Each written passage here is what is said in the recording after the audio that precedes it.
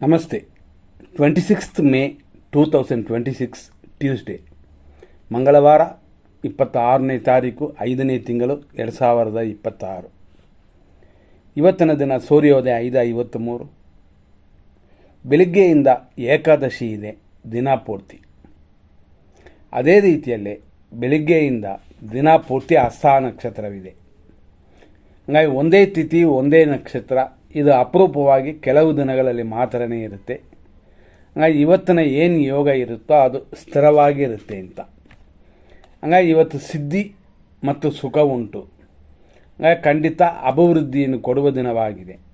ಮಂಗಳವಾರ ಅನ್ನುವ ಒಂದು ವಿಷಯ, ಅದು ಅಲ್ಲದೆ ಬೇರೆ ರೀತಿಯಲ್ಲಿ ಅಧಿಕ ಮಾಸ, ಇದು ಬಿಟ್ಟರೆ ಬೇರೆ ದೋಷಗಳಿಲ್ಲ. ಇವತ್ತಿನ ದಿನದಲ್ಲಿ ಚಂದ್ರನಿರೋದು ಕನ್ಯಾ ರಾಶಿ, ಅಂದರೆ ದಿನಪೂರ್ತಿ ಕನ್ಯಾ ರಾಶಿ. ಇವತ್ತು ಬೆಳಿಗ್ಗೆ 5:53ರಿಂದ 10:33ವರೆಗೂ ಹಸ್ತ ನಕ್ಷತ್ರ 1ನೇ ಪಾದ.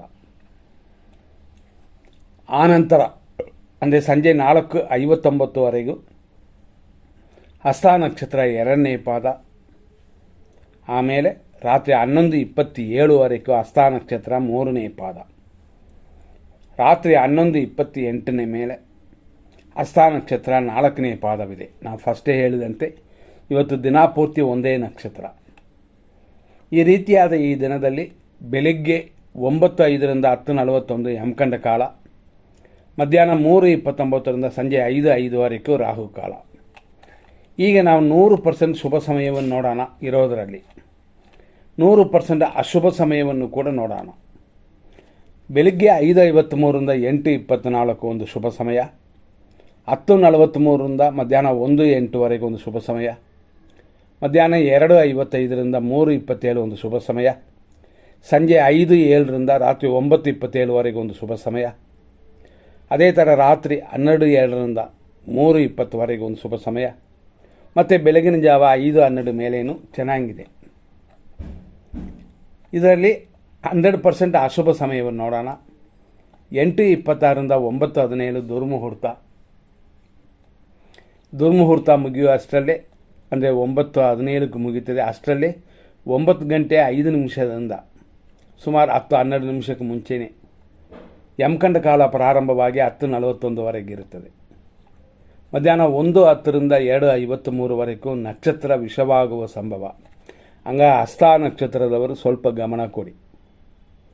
ಹಸ್ತ ನಕ್ಷತ್ರ ಮಾತ್ರವಲ್ಲ, ಇವತ್ತು ತಾರೀಕು ಎಲ್ರಿಗೂ ಗೊತ್ತು, 26/7/8 ಶನಿ ಸಂಖ್ಯೆ.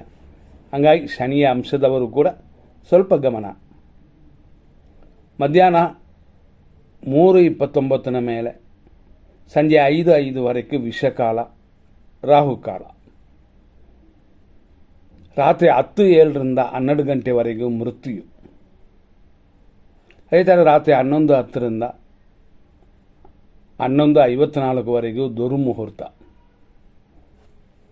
ಇದನ್ನು ಮನಸ್ಸಲ್ಲಿಟ್ಕೊಂಡು ನಿಮ್ಮ ಕಾರ್ಯಗಳನ್ನ ಈಗ ಕೊಟ್ಟಿರುವಂಥ ಸಮಯದಲ್ಲಿ ಅವಾಯ್ಡ್ ಮಾಡಿ ಕೆಲವು ವಿಷಯಗಳಲ್ಲಿ ಗಮನ ಕೊಡೋದು ಕೂಡ ಉತ್ತಮವೇ. ಮುಂದಿನ ಸಂಚಿಕೆಯಲ್ಲಿ ನೋಡೋಣ. ಧನ್ಯವಾದಗಳು.